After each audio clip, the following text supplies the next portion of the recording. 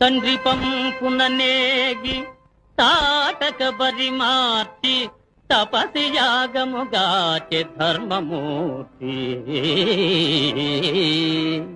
ఆడు దానిని చంపే అది ఏటి ధర్మంబు చెప్పుకొనుటకైన సిగ్గులేదే.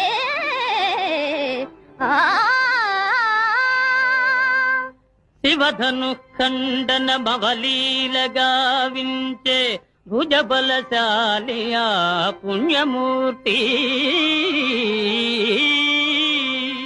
పుచ్చిన వెలుద్రూప భుజబలం బగునయ్య దంభంబులిక సాలు తగ్గవయ్యా.